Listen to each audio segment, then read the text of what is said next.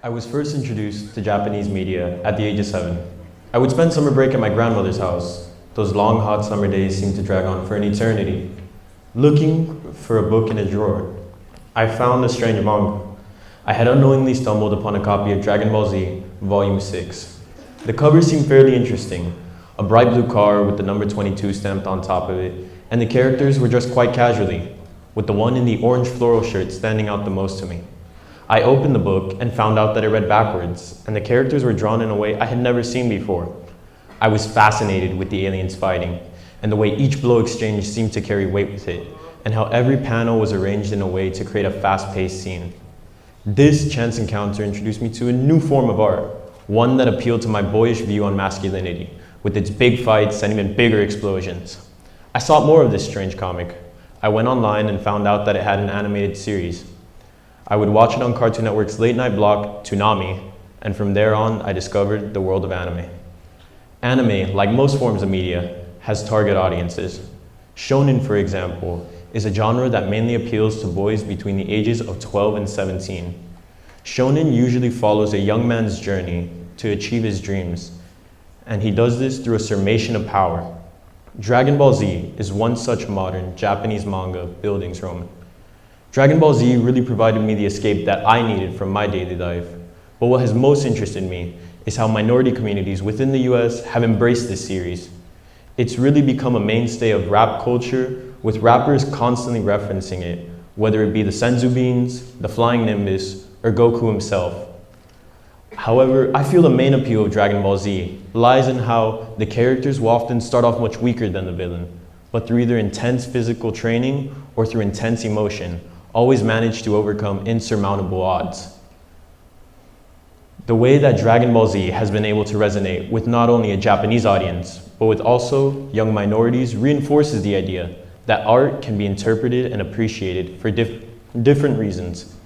Now, if buff men fighting to the death isn't really your thing, I would recommend the films of Studio Ghibli.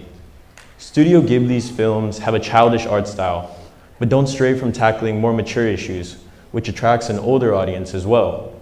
This is best exemplified in Isao Takahata's Grave of the Fireflies. Grave of the Fireflies may seem simple. It follows two siblings, Seita and Setsuko, and their struggles to survive World War II Japan. But to simply sum it up like that would be disingenuous. The film touches on many themes, but I want to talk about the lack of empathy. Seita and Setsuko are constantly asking for help, whether it be from their aunt, a farmer, a doctor, a police officer, so on. They rarely receive the help they need. The war has caused everyone to focus on their situation, and their situation alone. Seita, trying to figure out what's caused his sister to be so sickly, goes to a doctor, and the doctor dismisses her plight as malnutrition. He gets frustrated with this answer and exclaims, "Where am I supposed to get food?" The story crafted by Takahata places the viewer in a very uncomfortable situation. It subverts the norm of most media, especially animation, that there must be a happy ending. I never really considered the effects of war might have on the citizens of the two warring nations, and it seems that in most Western audiences, it's been forgotten as well. However, this lack of empathy pervades within the main characters themselves. They rarely acknowledge the death and destruction around them. It is only until the death of their mother do they really realize the full gravity of their situation. Seita goes to inform Setsuko of what has happened, and naturally she begins to mourn. But what Seita did next confused me. In what I guess was an attempt to cheer up his sister, he began to swing on a pull-up bar. What I'm trying to get at here is the strange reaction people often have to death.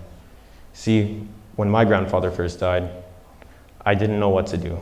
I just laughed. I didn't laugh out of disbelief. I didn't laugh hysterically. I simply laughed. It was only after a few days that I cried.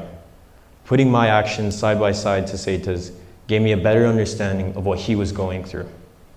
Anyway, on a lighter note, I want to talk about one of my favorite anime, Mob Psycho 100. Mob Psycho 100 follows Shigeo Kageyama, also known as Mob. Mob is a boy who possesses immense psychic abilities, yet he has a number of problems. He is physically weak, he struggles to relate his emotions, and he's pretty awkward. But he understands if he were to use his powers frivolously, he would gain nothing from it. And that's why he tries to improve his life through other means: a part-time job, weight training, advancing his social skills. And that's what makes this godlike being so relatable and endearing. You see, Mob works for a local psychic agency under a man named Reagan Aritaka. Reagan provided Mob with the support he needed to grow into a more well-rounded person.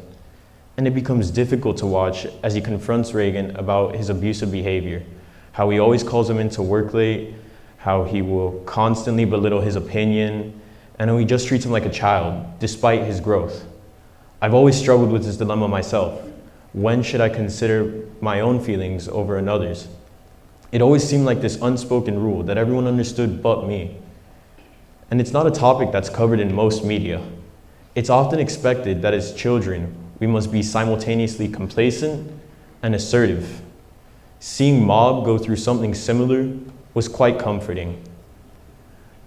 Who would have thought a chance encounter at the age of 7 would leave such an impact? I understand that anime may seem childish to some people, but I ask you in the audience to pick up any new book, show, or movie that may seem foreign. You may learn something new from it. Hey, it might even be that anime on your list.